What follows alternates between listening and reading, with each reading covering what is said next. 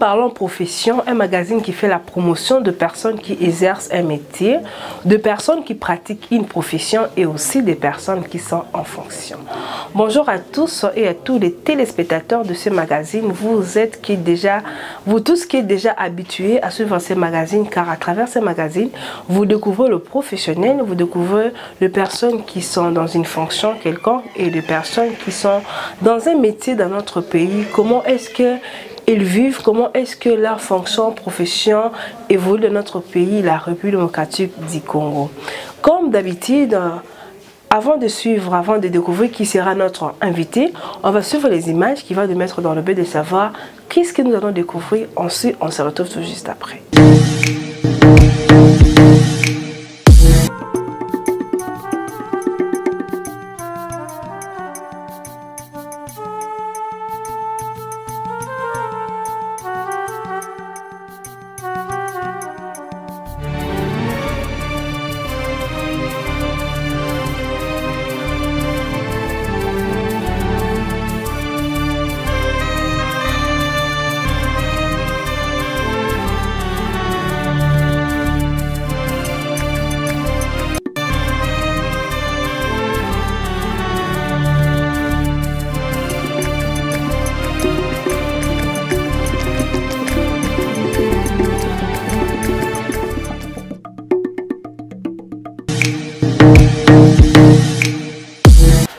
À la maison, vous l'avez dit, image, ça bino, tout ça, on a pour nous voir, ça n'a pas bateau, ça la camisa, la bateau, ça va fonction, mais c'est quelqu'un.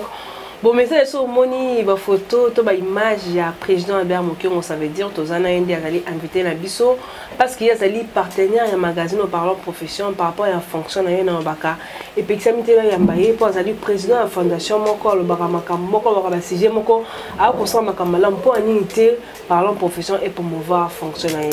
On appelle ça des sous-mois dans Boka Albert Mokion. Bonjour. Merci, Mbote Ndeko Hélène, Mbote na Congolais nyoso bazolanda biso na bisika nyoso bozwami.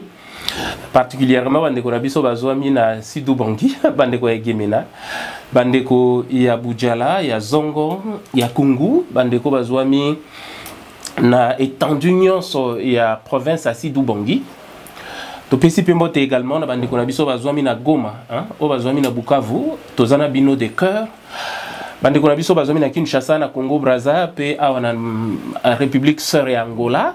To pesi bino Mbote ebele, to bi ke ba diaspora congolaise kuna eza tellement ebele. Mbote na bino nyonso bisika bazwami pe Mbote na ba congolais nyonso surtout ba sipe mibali oyo ba meka ko sala eloko moko pona bolamu ya bato mususu. Biso tolobaka, il n'est pas bon d'être heureux tout seul, il est temps de vivre pour les autres. On a devise ya Fondation Albert Mokion.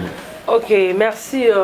Tout cela qui n'a eu avant que de voyage. Bien sûr. Parce que moi, j'ai une image autour au Kenya, na Congo central, au Kenya qui na Mwanda, au Tamboli vraiment consulaire Mobimba. Il y a bisa biso vous allez parler en profession, il est tant que président François Albert Mokion. Ko Kenya yo kuna comment na batwa misala, ezaki d'abord un objectif na yo. D'accord. Oyebi Ndeko Hélène, oyebi que voyage yango il fallait tous aller ensemble, mais yo pe na ba misala no mususu talakaka. Moi ya ko sala déplacement ezalaki mais tous na bandeko Eric on a appelé ça bango Mbote en passant to kendeki to longo Kinshasa to komi Matadi to lali na Matadi na les chaudrons bandeko les chaudrons Mbote na bino un cadre moko propre to beti moi tennis ainsi de suite to leki na tongo nango to komaki Boma to kena ba site touristique nyonso ya Boma pe bandeko na biso ya Université Chrétienne Internationale parce que ebi ke tozalaka pe moko na ba professeur kuna na Université Chrétienne Internationale to kende ko intervenir pour na ko mobiliser ba étudiants que ba comprendre que système ya LMD oyo déjà ezalaka bandaka la lokola déjà eza sikoyo confirmé na ministère ya enseignement supérieur universitaire ya République démocratique du Congo. Il faut siko bazwa ba enseignement à bras le corps en ce sens que enseignant dans Congo on a facilitateur seulement. Donc c'était vraiment merveilleux to kendo kuta ba étudiants en pleine session et puis to motiver qui bango davantage to sensibiliser qui bango mingi pour comprendre et puis côté en valeur système LMD.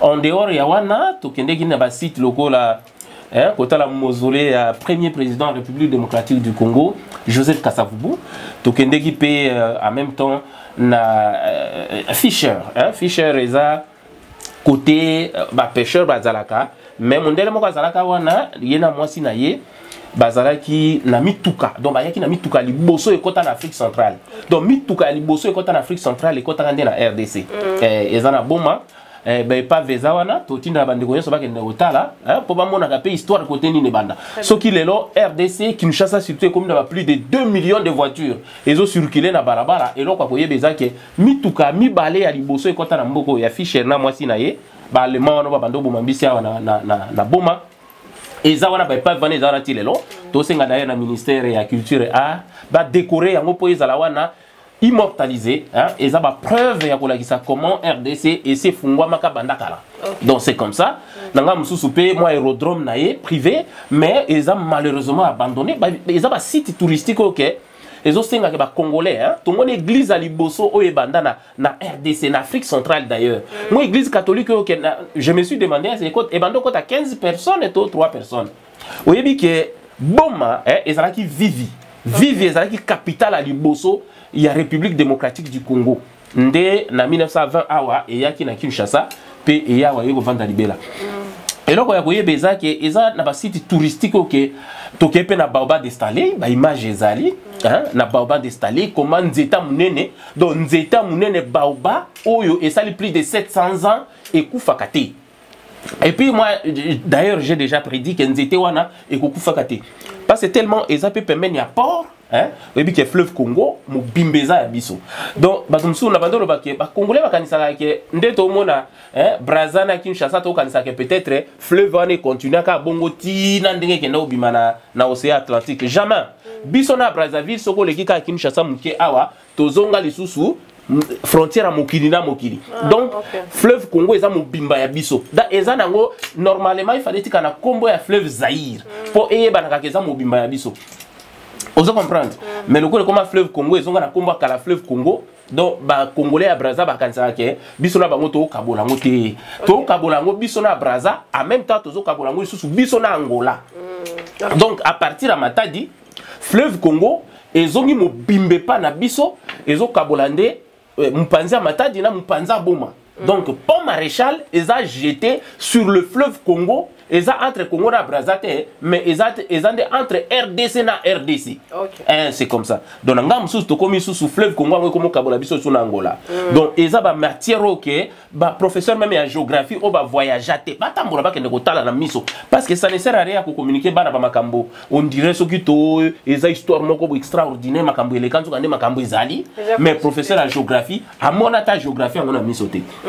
Alors, Fondation Albert Mokengo, ils ont accompagné les journalistes. Le coup bino n'est-ce pas où baza na volonté ya ko faire découvrir ba congolais ba merveille nzamba pe sabiso tozala ki na Baobab installé to koti na kati to tangi histoire mobimba ainsi de suite to zui ba image kitoko to kei na mwanda na tongo nango to kei na mwanda to komi na mwanda en tout cas Congo ezelengi RDC ezelengi mwanda eza directement face à face na soyo o ezwami na mpanzi et Angola.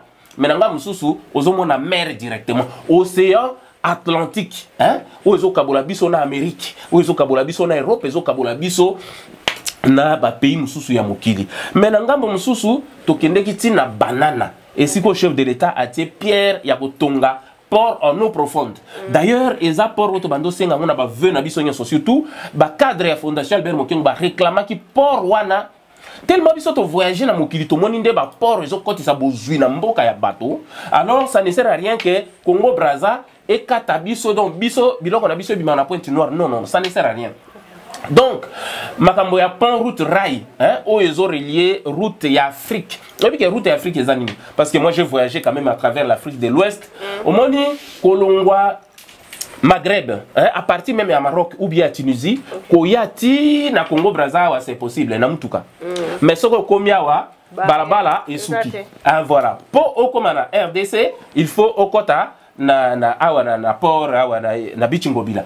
Mais bichupé moko zo kangama moko zo fungama taka ba coronavirus. Mais alors et là comment que zo zaleza que pour eza la relier ti na Afrique du Sud donc banda Maghreb ti Afrique du Sud et ba les moko o ezo sa la barrière pour na ko séparer ba deux ngambo wana ezakaka fleuve Congo.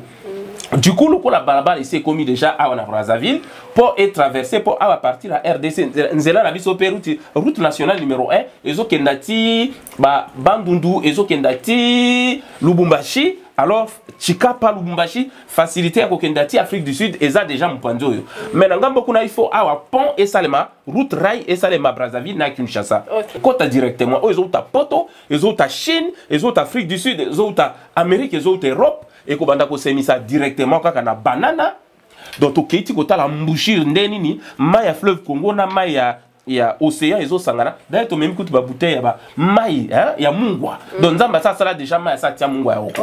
Donc, c'est comme ça. Ok, la bande dit, peuple, téléspectateurs, bien sûr, va comprendre par rapport au voyage, il y a président Albert Monké, on a ceux qui ont 8 micros, donc, c'est dit qu'il y a donc on va 40, à travers 1 heure du temps. Bien sûr. La bande dit, lobby vraiment briefing, il y a voyage. Mais tout le monde, parce que nous sommes parlant professionnel, nous avons mis un angle en tant que fonctionnaire exercé, président de la fondation, quelque chose à Kanabatu. Kubato misala au bazaki kuna comment quotidien na bango est-ce que bazaki se retrouver parce que ndeki na boma na matadi OK na mwanda vraiment bato misala bazaki se retrouver en tant que président de la fondation Albert Monké. Oui bi eloko moko ozo sala moi passe na RDC. C'est le travail. Moi j'ai toujours dit que eloko ba congolais bazo senga na ba dirigeant na bango eloko biso ba congolais tozo senga na ba dirigeant na biso c'est le travail. Pourquoi le travail? Au moment même nzamba sala mokili commandement ya liboso nzamba pesa na moto c'était le travail. Travailler la terre, transformer la terre, dominer la terre. On va toujours que moniko transformer la terre ezaka mabeleti. Na nzoto na biso eza mabele. Donc nzamba kela nzoto na biso na mabele putain to kufa bakunda biso na mabele to zonga na mabele. To lubaka oyaki mabele ko zonga mabele. Alors, il faut transformer déjà nzoto. Changement de mentalité. On dit la communication na biso ezala mingi pour un changement de mentalité à bateau. Parce que liboso na nyonso soki bateau mentalité changer te moyen développement ko tapé na mboka et ko zalaté. Bateau ba ko ma barrière pour na bango moko. Pour l'évolution na bango. Et là, les Congolais bazo senga ils travaillent. Les Congolais ne travaillent pas. Sinon, les Congolais chôment. Les Congolais bazo ba chômer rebelle koleka. Et puis au début que na RDC presque 70% de la population est jeune. Ils sont banamiqués. Ils sont jeunes. Bazan énergie n'y sont pour travailler. Mais seulement rebelle ba chômer. Donc matolo les a kana Kinshasa te, matolo les a partout. Bien sûr, matolo les a partout. Mais et là quoi que il faut bakonzi ba impulser ba impulser sentiment wana il y a travail bien fait, il y a travail accompli, un travail de qualité kopé ça va jeune misala ozo imaginer mosala wana lokola port wana no profondeur ya banana. Bien que première pierre les a déjà posé la chef de l'État son excellence Félix Tshisekedi Tshilombo, mais misala nanu bandité. Sinon mon salo e bandit siko ezana no ya kobongisa omoni parce que yango ezo ndire na mo esanga banana ezo ndire na mo esanga esanga wana nde oyo tobenga na lingala motengo. Donc place oyo ke Congo ezo suka tokiti likolo mabanga d'ailleurs mabanga ba image nyonso ezali likolo mabanga oyo ezo séparer biso directement na Angola. Oza mpanzi na biso ozomona Angola ndenge nini eloko ozomona na Angola directement eza usine ya soyo, usine ya pétrole. Mais vraiment nakoloba nakota nini po bandeko bakonzi na biso ba comprendre. Angola azobimisa pétrole biso tovandi to otala ti wapi. Angola biso na bango toza na même cuve. Cuve moko ya pétrole wana eza ya bassin du Congo. Angola azobimisa pétrole biso tovandi to otala. Congo Brazza azobimisa pétrole biso tovandi to otala. Gabon moi eloko mkiebo e Gabon e bimisa pétrole biso tovandi to otala.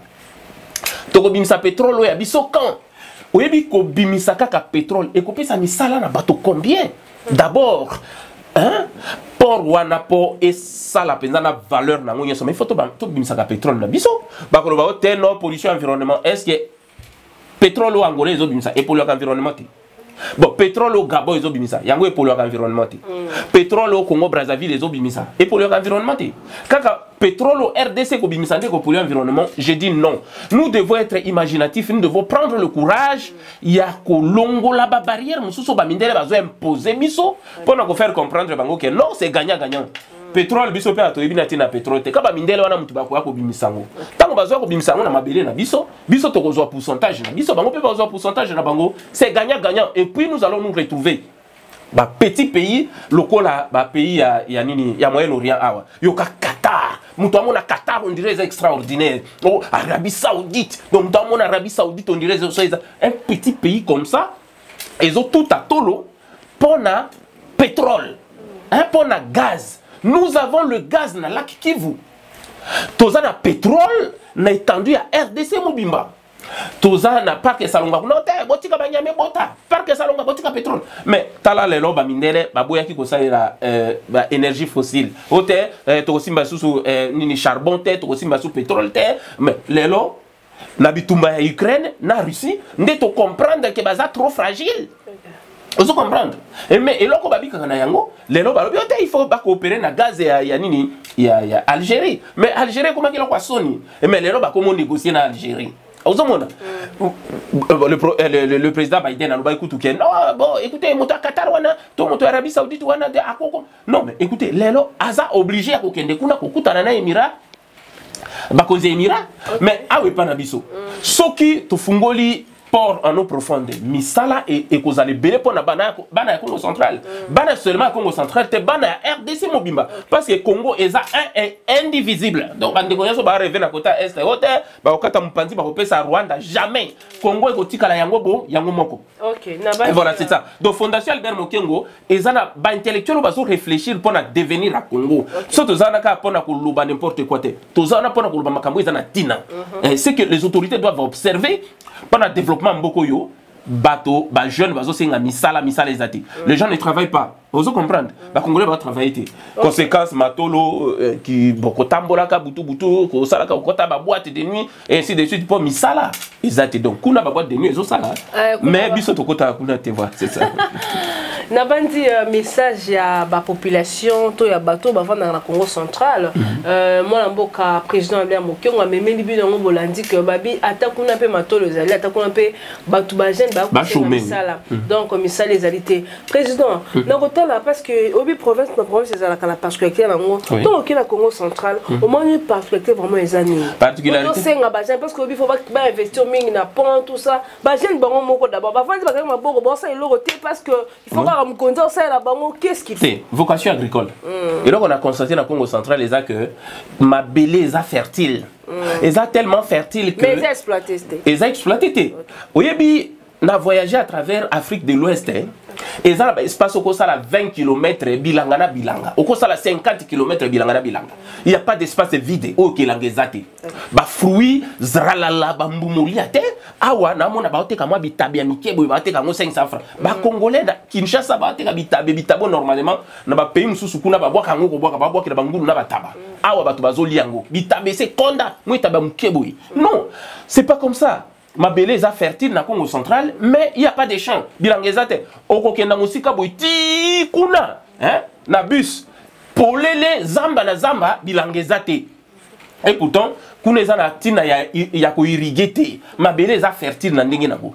Mais malheureusement na kuna bilangezate. Bon, vous imaginez, liboso ezalaka grenier ya Kinshasa, il y a RDC d'ailleurs pour na loso ezalaki Bumba. Mais Bumba c'est loso Bumba ezalaka sou awa. Tozoli ya loso ba chinois. To comme mona kutu ba vidéo te ba comme fabriquer na loso na plastique. Vous comprendre? Donc ba biloko nyonso oyo ke ils ont pesa motima mawa. Mais eloko mona ngana lobeza que kalamingi te d'ailleurs dans 2 jours, d'ailleurs samedi il faut nazala na situ bangi na Gemena. Voilà. Na situ bangi na Gemena, tozo kenende ko développer philosophie mususu. Nini ko faire comprendre ba Congolais que tango l'état azo traîner ko sala makambo, biso population à partir ya ba ONG, il faut tozo aller devant pour na ko sala que développement et ou ta na base. Normalement ba pays comment développer développement ou ta kande na base. Ezate que te bozela te pouvoir public et ko sala non. Na ba pays mususu ya fédéralisme lokola na États-Unis, lokola na Russie, lokola na Canada, eza ba état oyo ke ezala kande na besoin il y a ba communauté quoi.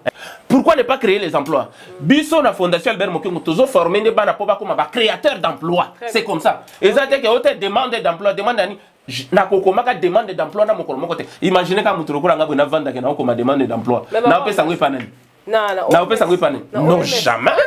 Bangonde, non mais ils sont obligés de venir travailler avec nous parce que tout ça dans des partenariats il y a Fondation Albert Mokengo na OMS, Fondation Albert Mokengo na UNICEF, Fondation Albert Mokengo na Bill Gates, Fondation Albert Mokengo na ainsi de suite. C'est comme ça. Et ça fait que ngai na longwa na kende komi koti sana kati ya Fondation Bill Gates parce que ya zanani. OK, na bandi Bolandi binomoko par rapport à avis ya président Albert Mokengo na promenade na yendenga kenda ki Congo central a ibisi binomo boyo ki que ba jeune pe baza kuna malgré ça qui t'ont enquêté là c'est qu'elle a un message à ba jeune no basala rakuna bi ba jeune bazo santé bazo chômer ba comme ça là donc ba kontambo ka fobota là vraiment président donc vraiment pene monsieur c'est la toyebi que ngonga ezalaka mais tout le banane nous tout le ba il kambo ça parce que bisinga mikolo ba voyage kaka mais na makambo ozo le canon na Goma yo tant que président et fondation ozalaka batu eza lokoya yo za papa ya bana ozo ki de loke bana kuna bazo kufa bazo lela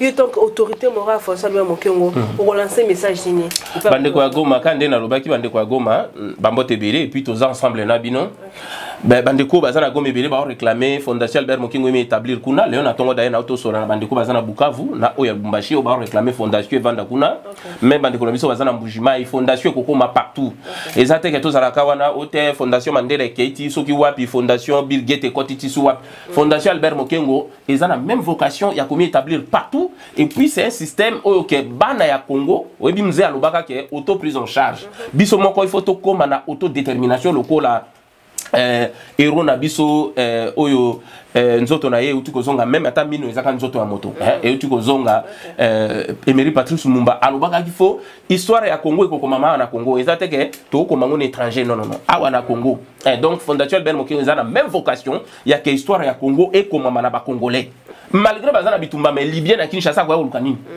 mboko eza pauvre nde bato babimaka bakende na mboka msusu lokwa na RDC na lobaka ngo chaque fois que deve loterie wana soka ba yeka na avion bati ofele na aéroport ba congolais ba osila na Kinshasa même ba konzi ba okende oui po yebi ba konzi bele ba vandia ouais basi na bango bazawa te bana na bango bazawa te bazaka na États-Unis bazaka na Canada po ya Canada ezala ko beti lelo zu résultat lelo nyoso batinda bana na bango na Canada mukonza ke ndako bete développer ni po ke Canada ministre Mobimba mais soyo sérieux quand même ba professeur à l'université bana na bango bavanda ka susu ala te bazangi nyoso na Canada bakende ko bozo kende bo umbu o kende loko msuti bozo kende bo umbu moderne esclavagisme moderne mais na mwande moko propre ba yeba zuyo hotel photo ne za kitoko ba memyo kuna bango balinga kobota bana te balingi ba avortement mais bano basi ba botama ba kola bakende ko sala bango misala ko bukira ka bango bandunda na bilanga ko bukira ka bango ko lokotera ka bango bambuma na bango na bilanga na bango ko sokola ka ba koko na bango ba koma mikolo wana non nous avons besoin que tous à la développer awa ba congolais ba kobanda ko bimaka ko tambola ka kiriki na bamboka bato mususu te abandi ba comprendre so ça président Albert Mokengo donc au Ségoro rappelle la canon mol besel au cœur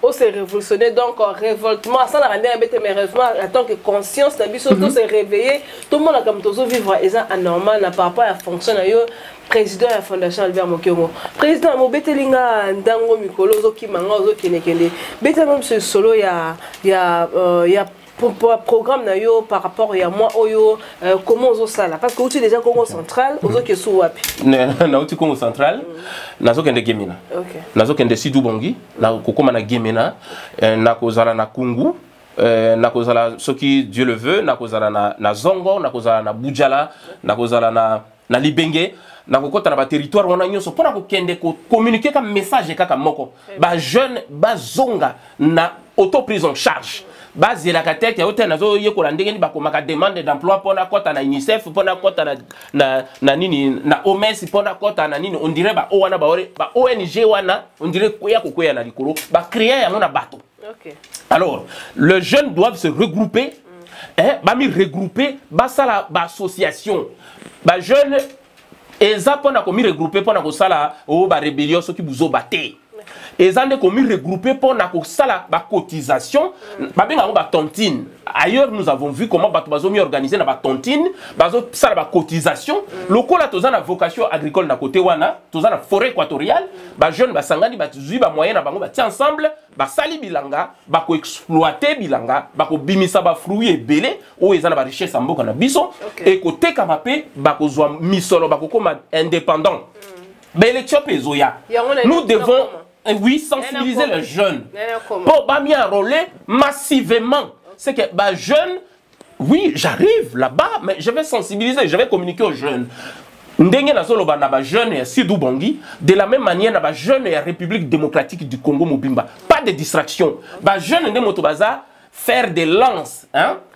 Faire des lances à la République démocratique du Congo. Bah jeune il faut pas m'y enrôler massivement. Bati na bino te makamba politique yona ko kota kuna te. Oza politicien o mato kita. Oboya politique te politique ko mieux occuper na yo. Donc toi jeune kanisa que Emery Patrice Lumumba oyo après sa indépendance à la Agenine, il n'avait pas 40 ans. Mobutu comme président, il n'avait pas 40 ans. Joseph Kabila, hein? Yewana président moko totika na bomo ya ancien président totika na bomo. Akoma président, il n'avait même pas 30 ans. Mais Akambi Mboka ti et Keiti pendant 18 ans, vous voyez? Alors, jeune nyonso, il faut ami impliqué dans makambo ya mboka na ye. Gestion ya mboka na yo, ce que zomi impliqué te oza inconscient. Moi je veux des jeunes conscients, le quoi ba jeune baza membre de la Fondation Albert Mokengo, baza na conscience ya ko défendre mboka. Omoni makambo ezole kana goma. Rwanda, ils ont agressé Bisso. Rwanda a agressé RDC. Non, c'est pas possible. C'est un petit pays comme le Rwanda. Et qu'on a agressé RDC. Rwanda est un territoire Nangaya Kungu. Rwanda est un territoire Nangaya Kungu. Mais est-ce qu'un petit territoire comme ça peut agresser un grand Congo 2 345 000 km² contre 17 000 km²? Mais vous imaginez ça, c'est ridicule. Nous sommes plus de 100 millions d'habitants agressés dans moi. 18 millions d'habitants. C'est ridicule, vous voyez. C'est pas sérieux. Tout le congolais. Tous ont responsabilité na biso. Il y a que télémé la Rwanda ko yebisa niet. Plus jamais ça. Ba Rwanda ba ko songa na moi petit territoire na bango na ba ko tika wana. Parce que tango division salema na conférence de Berlin, ba pesa ka Rwanda Goma te, ba pesa ka Rwanda Bukavu te, ba pesa ka Rwanda. Ba ko tika na mpanzi wana. Nous allons rester le Congo, le grand Congo. Hein? Nous devons rester ensemble parce que le Congo est indivisible. Quand le président Berdana Messana, parce que nous avons invité, il y a comme journaliste, parce que nous avons belé tellement, nous avons façon. Là, c'est un journaliste. Oui, ok. La bande du président, question avant de poser, on a des questions sur parce qu'on a soutenu, parce qu'on a parole au soutien. Il y a un message qu'on a lancé lundi par rapport à la conscience, il y a qu'on réveiller conscience par rapport à président Albert Mokonde a lobby promener naé après si carnaval azo qui est mais n'a pas na consulter ba jeune mais président au bail comme élection zo ça après campagne non oyebi parce que comme 2023 comme élection ça après campagne biso comme la partout tu ba Congo ozo qui est mais OK so kuna o wapi après campagne moni biso toza une association apolitique. Fondation Albert Mokengo, yokaka devise. Il n'est pas bon d'être heureux tout seul, il est temps de vivre pour les autres. Donc, au botama na maboka batumususu, au kola, au tanga na classe na maboka batumususu, ndengo kokufa e kokunda batumususu, même cercle na yo esa kango batumususu. Donc bilamba na yo sokola kango batumususu, biloko liaka et fabrica kango batumususu, donc bilambo la taka etonga yango batumususu. Fondation Albert Mokengo vocation na ngonde yangwana. Il n'est pas bon d'être heureux tout seul, il est temps de vivre pour les autres. Donc, liaka na bato bakino baloba ke cercle eza kilo liaka na bato. Et là, il y a des Fondation Albert Mokengo, tous ceux qui ont des campagnes électorales, tous ceux qui ont des pré-campagnes, tous ceux qui ont sensibilisé dans Mboka, tellement. Le un seul homme ou une seule femme, tous la parité, on a côté on a opposé. Et là, il y a des gens qui ont congolais qui tellement le motomoko, soutenir l'institution ya Mboka, tout télémé la Munguna où il a déjà identifié sur le Rwanda. Ngala ba kezaka Rwanda ta na sima ba Rwanda za ba mindele. Donc ennemi na biso penze za mondele za ba Rwanda te ba Rwanda c'est un petit pays comme ça. Et c'est Rwanda côté la RDC. Kolta eza pas na biso. Kolta eza biso, eza ba matière première ou les eza très précieuse pour na mokimumba ko fabriquer ba ordinateur, ko fabriquer ba fusée, ko fabriquer ba satellite, ko sala na yango ba téléphone. Alors, bisonde, toza motema, il y a matière première wana. Peut-être que toka bolango kana Russie, pour Russie za nangwe belé, yango na Russie sa lolendo. Biso pe toko sa lolendo pour toza nangwe belé. Arme nucléaire, eko sa makaka na uranium à RDC. Donc, mpanzi wana toko kai déjà ko kota na programme yana ko fabriquer arme nucléaire. Comment voulez-vous ba petit pays lokola la France et kota na RDC 4 fois? yango ezana une arme nucléaire. Tolobele ki lelo voyage ya président Albert Mokion jusqu'à Kenaki Congo central annoncé jusqu'à zo Kenagemena donc bozala massivement wana pona koyamba l'initiateur ya il n'est pas bon d'être erré toute seule donc photos à la erré biso ba bon so pas lingi ke mbonga biso Congo est développé. Merci Zedi Kalema za toujours on a présent pour ko aider Moussa Nke Liboso. Merci la Monsieur Yula on a souhaité erré anniversaire na coordonnateur ya JTL donc génération Terleur Lubanga méthode de John Marcus 001 donc l'avocat de Balabas on a lingi penga pena sepena la pe de tabana c'est dit Kalemba talara les anniversaire ya coordonnateur ya JTL donc bon anniversaire na wana merci na bozaka vraiment ebele ko benga ngai pendant ko émission merci na président donc na rozanga pendant 2 mois to ça les soutenir mais lembi ko la ba image ebele ya bato misala parce que nga naza moi si ba basala kamisala to mo adengi bango bazo sala msa bazo travail kuna ndenge ni bato basala msala gemena et sengi nini pour la autorité basunga bon pour musala ba ke liboso parce que ceux qui musala ezalité ata baté d'autres na $100 ata baté na $50 ndenge président lobaka moi to bala musa tetanga la zo renika bo bala na olia nini Libal exacté pour donc bon bat bazar misalate. Merci Nabilo Bosto on a samedi 21h juste un arc-en-ciel, dimanche 17h30 l'arc-en-ciel toujours, mardi 15h30, jeudi 2h30 et plusieurs diffusions au titre Lyongi à proposer un magasin parlant profession. Merci d'être fait la salle demande na pour ça to comme de la MCQ. Donc merci bon hésitez ko ben bon ça le quoi docteur Albert Mokion le quoi président a Isaac ko na parlant profession ko ba misane ko ba fonction na yebo za vraiment e bele bo ben biso a yake démon la tika vite donc dans la poste na bino boya bobenga limoreza wana na poste ba sponsor partenaire pour soutenir émission déjà bon voyage président Albert Mokion. Merci beaucoup bana gemena nao ya kuna bana kungu bana kundu j'arrive bana dongo bana makingo bana bomboma je suis là bana lua bana songo bana mwanda bozala lokola mutu moko to simba na main dans la main pour to tombo la fondation Albert Mokion to tombo la République démocratique du Congo. OK, merci et indivisible. Tout le monde et à très bientôt. Merci.